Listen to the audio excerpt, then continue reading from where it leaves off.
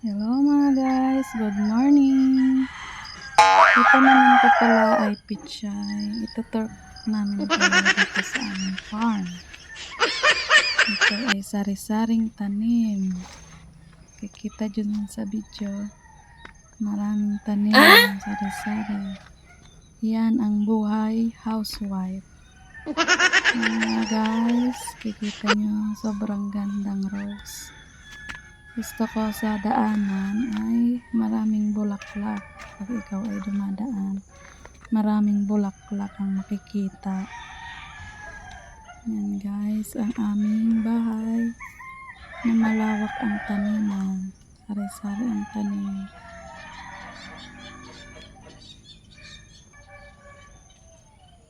Ayan, gusto ko laging malinis para walang ahas na pupunta sa bahay niyo. May kamote. Masarap niya sa mga sahog-sahog na sinabawan. Yan, may pichay dyan. May nauna na ako dyan tanim na pichay. 2 plot yan. Kaso, yung mga manok, hindi nakakaligtas. Talagang meron at meron kang makikitang pinakahig. Ayan. Sobrang alaga yan guys. May abono. Gusto ko yung lumalaman siyang dahil. Kaya hindi ko kinukuhaan yan ng dahon. Kaya makita nyo sobrang lalaking nila. Iba't ibang variety yan guys. Ayan ang aming bahay.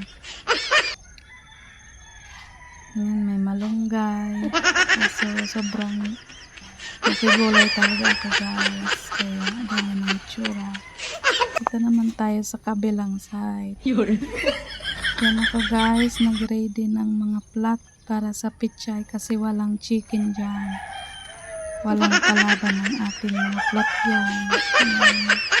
Bago kong mga hukay yan dyan guys. Hindi ko na pinakita ang aking pag-uhukay at abutin tayo ng 1 taon. Saka bibidyo dyan. Ayan. Ready na siya. Mga hapon, magtatanim naman tayo ng pichay. Maubos natin yung 1 sachet na yon. At ang lalaki na baga pwede nang itanim. Yan guys, ang gawa natin sa araw-araw. Para naman maging mura na ang mga gulayon sa market, kailangan nating magtanim-tanim para naman may ambag tayo sa bansang Pilipinas. Ayan, ang bansang Pilipinas, ugaliing magtanim para mura ang inflation. Ayan ang susi sa ating ekonomiya. Hindi ka na nabili-bili at ang mamahal na nang bilihin sa market. Ayan ang ating pichay na naka-ready for transfer. Transplant na yan guys. Sa gusto dyan humingi, pwedeng-pwede. Ayan ay mga 2,000 pieces mahigit. Ayan ang daanan natin. May mga halaman.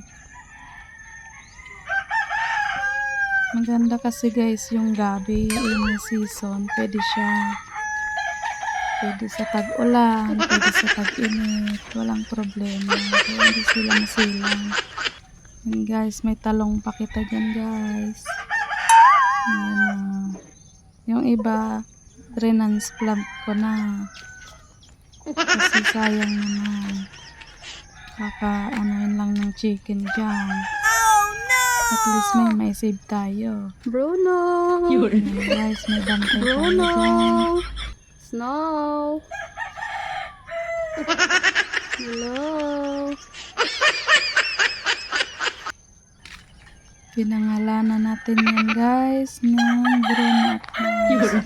Ang daming project, kulungan ng mga rooster. Hindi pa natatapos. Yan, may kalabasa, iba't ibang tanim. kalabasa, may gabi na naman dyan. Sa kabila guys, nagtatrabaho sila. Yun na yung talong na inilipat ko na para lumaki na sila. Pwede nang itanim. Yan, alaga natin, mga investment sa buhay.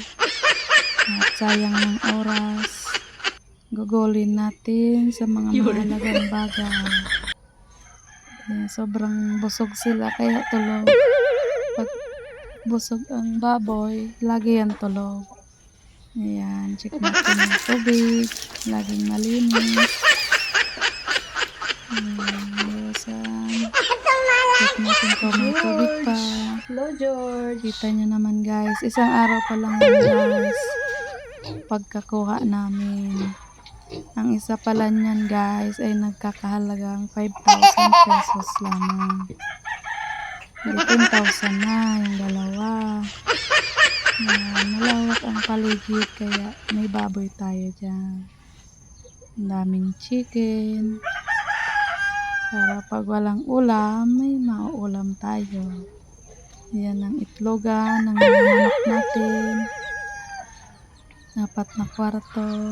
At silipin naman natin dito yung meron pang inahin. Yung sisiw. Kasi para hindi sila kalat-kalat sa labas, ikinulong natin sila. Sayang naman pag naubos yan ng mga pusa. At ang pusa natin ay sobrang sa kanila yung mga ganyang kalalaking sisiw. Ubos nila yan. Ayan yung natin chicken, may gwardiya yan lagi. Ayan mga kagulay. Lagi tayong healthy kasi lagi tayong may gulay. Kumain ng gulay kasi gulay is life. Ayan, mga rooster natin, dami niyan. Kaya gumawa ng asawa ko ng kulungan nila. Para hindi manakaw. Ayan, may kabilya dyan guys. Pinababantayan yan. Maya-maya yan. May 500 na naman yan guys. Hindi na masama, diba? Nasa bahay ka lang. May pera ka. Ayan, ang mga magaganda nating lahi ng chicken. Mga palahi yan guys. Meron pa dyan sa likod. Nasa bahay lang ng tapat para hindi sila mawala, hindi manakaw. Kasi marami dito guys mga magnanakaw. Buti na nga lang at nauwi pa sa amin isang manok. Nakauwi pa yung ninakaw.